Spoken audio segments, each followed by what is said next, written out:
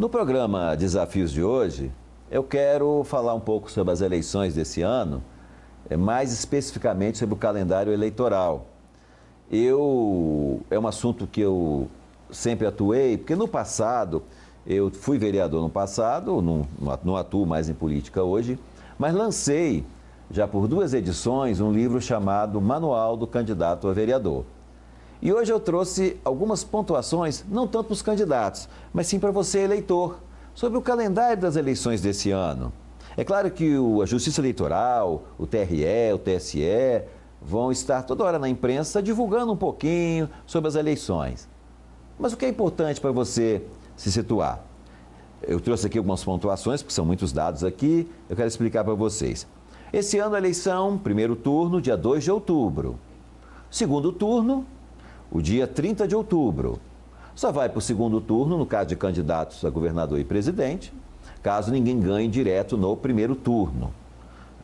Então a eleição maior mesmo é do primeiro turno, que aí nós vamos eleger deputado federal, estadual, senador, governador e presidente.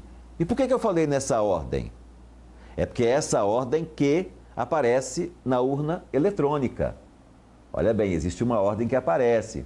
Eu já vi muita gente votando errado, que a pessoa geralmente discute mais a eleição de presidente e governador. Então ela já vai lá com o número para votar primeiro no presidente e no governador. Só que na urna eletrônica desse ano, vai aparecer primeiro para você votar para deputado federal em 4 dígitos, depois para deputado estadual, 5 dígitos, depois senador, 3 dígitos, e depois sim para governador e para presidente. Então tenha em mente que há uma ordem para você votar. O voto não é vinculado, você pode votar no candidato de um partido para um cargo e para o outro de outro partido, embora o ideal seria você manter uma linha de coerência ideológica, mas não há esta obrigação. No dia da eleição, por exemplo, você não pode fazer campanha, não pode fazer boca de urna, mas cada eleitor pode ter sua manifestação silenciosa, usando um adesivo, alguma propaganda do candidato, mas não pode fazer aglomeração e pedir voto.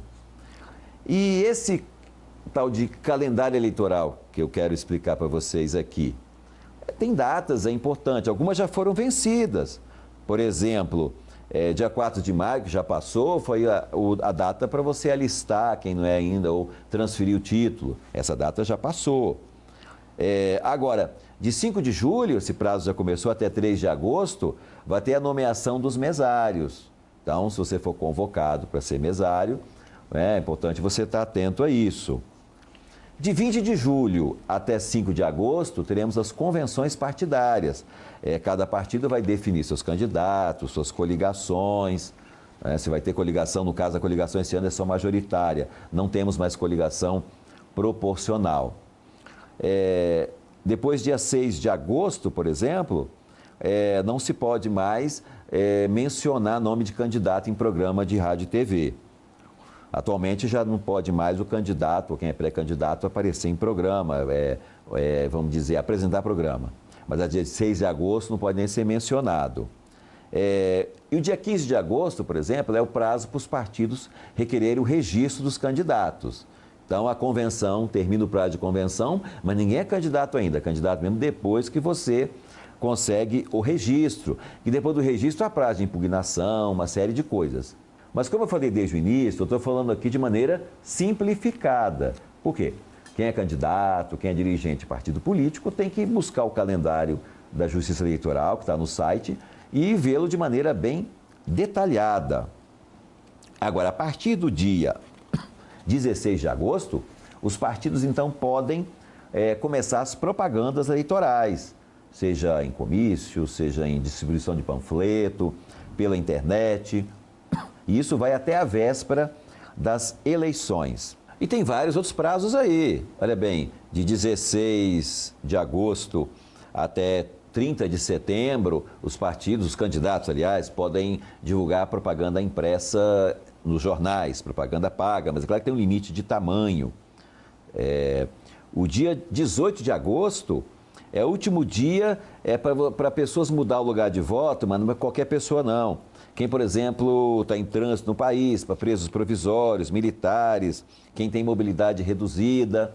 Então ainda existe um certo prazo para trocar o local de voto. Por exemplo, os mesários poderão, inclusive, até o dia 26 de agosto.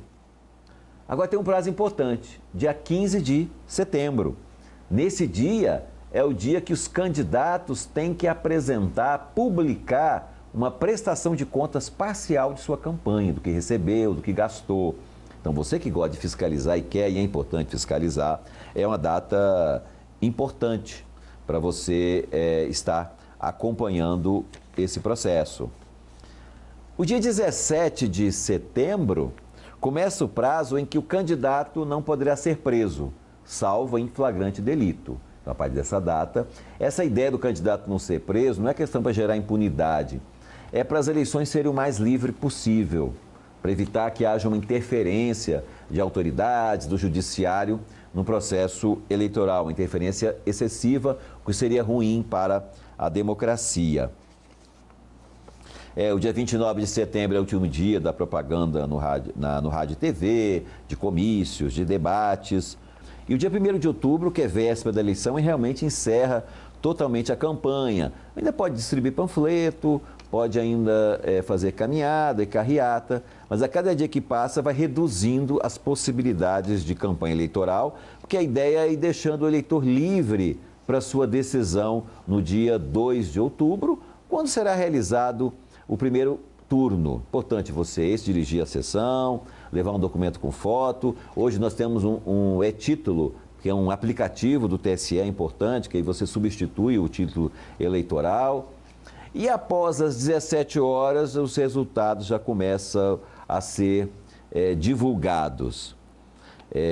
Lembre que depois, no dia 5 de outubro, se você é mesário, é o último dia para você justificar a sua ausência no dia da votação. Porque se você se compromete a ser mesário ou é convocado, você tem que comparecer e fazer um trabalho para a Justiça Eleitoral. Se você não comparecer, você tem então que justificar. Isso é importante. O dia 7/10 começa então, até o dia 28 de outubro, a campanha do segundo turno. Então, a campanha do segundo turno é um período mais reduzido, né? Depois do dia 27 é o último dia para comícios e tudo. O dia 28 encerra os debates. O dia 29 ainda pode fazer um pouco de campanha. E o dia 30 é a eleição no segundo turno. Mas isso somente da eleição de governador e presidente. E naqueles estados em que o candidato a governador ganhar no primeiro turno, não vai ter eleição no segundo turno para governador. Para presidente também, se alguém ganhar no primeiro turno, não terá o segundo turno. Outro detalhe aqui importante, 19 de novembro, encerra a prestação de contas para os candidatos que disputaram o primeiro turno. E o dia 1º de dezembro é o último dia para justificar a pessoa por que não votou no primeiro turno. Caso você seja candidato ou dirigente de partido político, você tem que acessar o site da Justiça Eleitoral e entender cada detalhe desse calendário.